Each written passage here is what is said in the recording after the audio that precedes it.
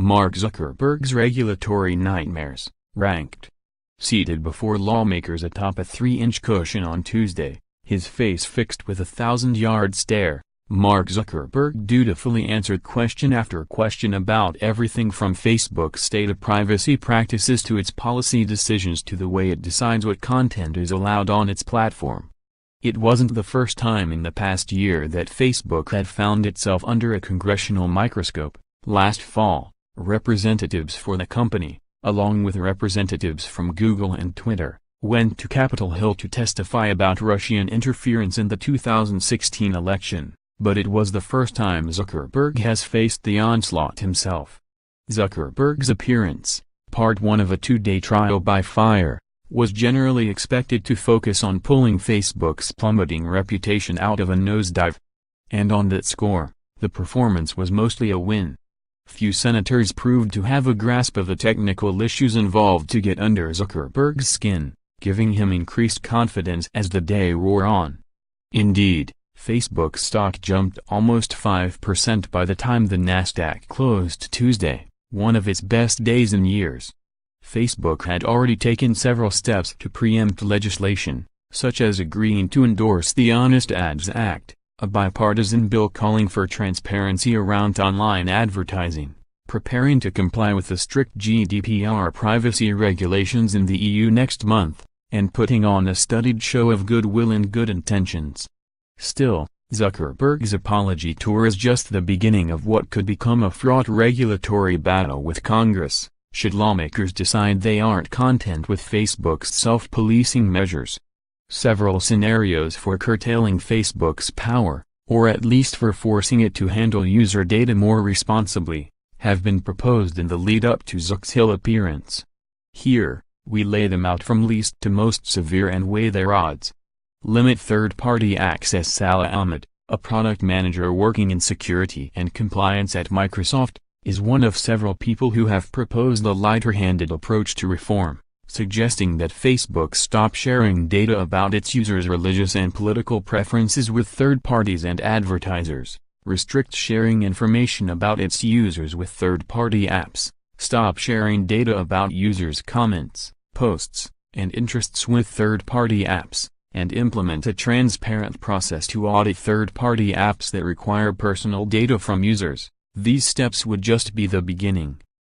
Over the long term, Facebook needs to make radical changes to its privacy model. The company would do well to emulate the model used by enterprise software service providers. It assumes that a customer's data belongs to the customer and must be secured and walled off from third parties and other customers. Arguably, Facebook already takes measures similar to what Ahmed is proposing. Under its current policy, third-party apps must undergo a review process before they receive certain personal information about a user, and the company recently announced it would shut down a tool that let marketers target advertisers using third-party data. But increasing common-sense restrictions to prevent unnecessary data extraction would be an easy way for Facebook to self-regulate while avoiding Washington's scalpel. Change how Facebook handles user data. Axios lays out a few options for Facebook regulations that, depending on how Zuckerberg's testimony goes over, could be of interest to members of Congress now that privacy has become a bipartisan concern. They include data portability, giving users the opportunity to take their data from Facebook, along the same lines as the 1996 law that let people keep their phone numbers even when they changed phone companies. Laws forcing Facebook to let people opt out of having their data shared, and greater transparency from Facebook surrounding data collection practices. Zeynep Tufekci, a longtime Facebook critic, argues for similar remedies in the New York Times. Facebook may complain that these changes to data collection and use would destroy the company. But while these changes would certainly challenge the business model of many players in the digital economy, giant companies like Facebook would be in the best position to adapt and forge ahead. If anything, we should all be thinking of ways to reintroduce competition into the digital economy.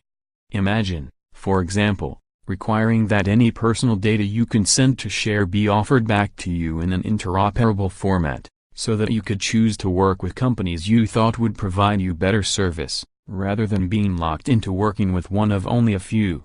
Axios notes that Congress has shown sporadic interest in data security legislation, such as the Consumer Privacy Bill of Rights championed by the Obama administration.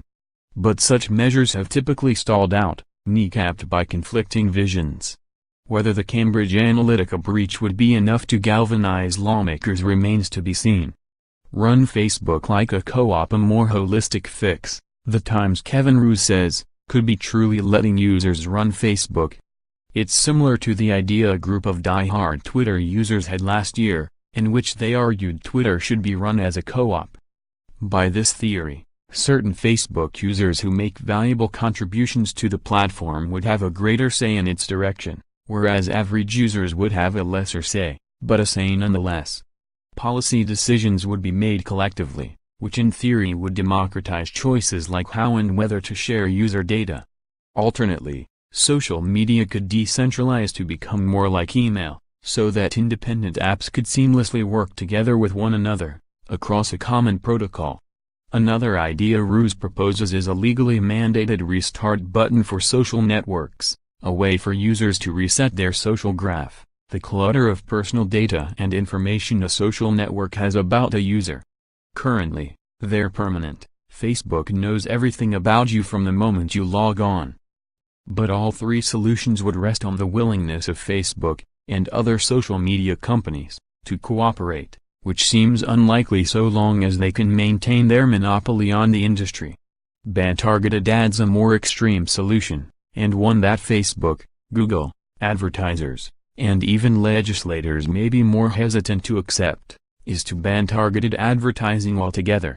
David Ayan, writing for the New Republic, argues that banning targeted ads on Facebook and Google would help remove financial incentives that facilitate monopolies and centralized user data, nothing tied to a user's identity, he says, should be used to serve them ads. It's obvious the surveillance economy's biggest practitioners won't police themselves.